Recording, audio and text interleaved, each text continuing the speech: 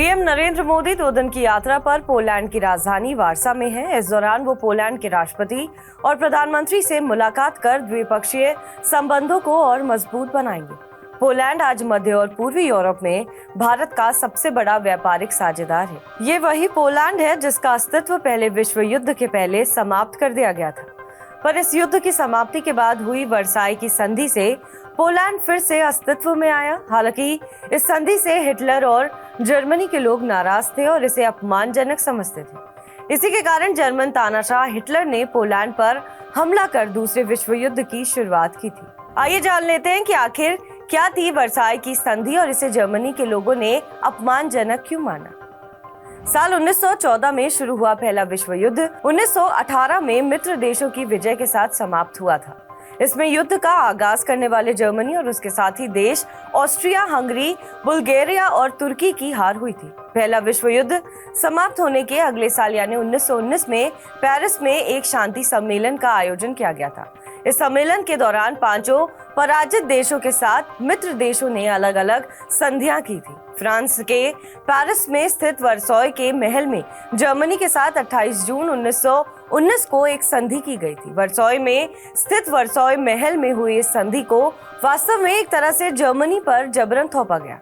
इस संधि की लगभग 440 धाराओं को मानने के लिए उस समय जर्मनी को मजबूर किया गया था। लाचार जर्मनी के पास तब इस संधि को मानने के अलावा कोई और विकल्प भी नहीं था। इसी कारण इस युद्ध में एक सिपाही के रूप में शामिल हुए एडोल्फ हिटलर और जर्मनी के अन्य नागरिक इसे बेहद अपमानजनक मानते थे, क्योंकि मित्र राष्ट्रों ने एक तरह से जर्मनी से उसके सारे उपनिवेश छीन लिए थे।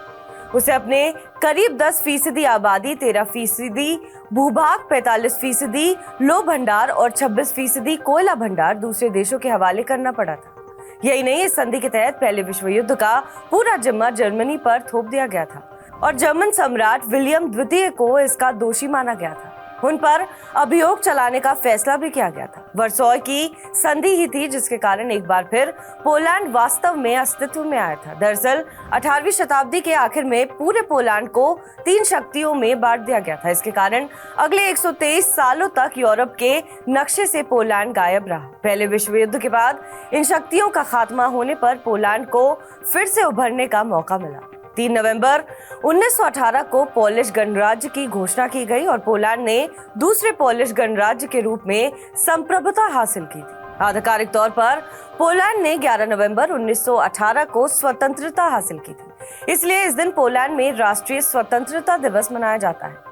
हालांकि पोलैंड को असली मान्यता मिली मित्र राष्ट्रों के दबाव में जर्मनी से हुए वर्साई की संधि के जरिए। वर्साई की संधि के अनुच्छेद 87 और 93 के तहत पोलैंड को औपचारिक रूप से अंतर्राष्ट्रीय क्षेत्र में एक संप्रभु और स्वतंत्र राज्य के रूप में मान्यता दी गई थी। इसी संधि के तहत प्रशिया के कुछ हिस्से को पोलैंड को दे दिया गया था। वास्तव में ये प्रशिया की जमीन एक पट्टी थी जिसे पॉलिश कॉरिडोर कहा गया। इस पॉलिश कॉरिडोर के जरिए पोलैंड को समुद्र तक पहुंचने के लिए रास्ता मिल गया था। यही नहीं, नवनिर्मित पोलैंड की समुद्र तट तक पहुंच सुनिश्चित करने के लिए जर्मनी का डैनजिंग बंदरगाह भी उससे छीन लिया गया था। 1933 में हिटलर जब जर्मनी का तानाशाह बना तब भी वो और जर्मन नागरिक इस अपमान को भूले नहीं थे। इसलिए जब दूसरे विश्व युद्ध की बारी आई तो हिटलर ने सबसे पहले पोलैंड पर निशाना साधा था। पोलैंड पर कब्जे के बाद उसने ऑश्विट्ज में ही कम से कम 40 कंसंट्रेशन कैंप शुरू करा है। इस कैंपों में हिटलर की खुफिया एजेंसी के लोग यूरोप के सभी देशों से यहूदियों को पकड़कर लाते थे और उन्हें अत्यंत पीड़ादायक स्थिति में रखा जाता था। बड़ी संख्या में इन कैंपों में यहूदियों को यातनाएं देकर मौत के घाट उतारा गया था। साल 1989 में हुई क्रांति के बाद एक बार फिर पोलैंड स्वतंत्र हुआ और इसी साल हुए चुनाव के साथ पोलैंड ने पूंजीवाद, आर्थिक प्रणाली और उदार संसदीय लोकतंत्र की ओर कदम बढ़ाया। साल 1997 में पोलैंड ने अपना एक नया संविधान अपनाया और साल 1999 में नेटो का सदस्य बन गया। 2024 में पोलैंड यूरोपीय संघ में शामिल हो गया। बहरहाल इस खबर पर आपका क्या कुछ कहना है हमें कमेंट करके जरूर बताएं।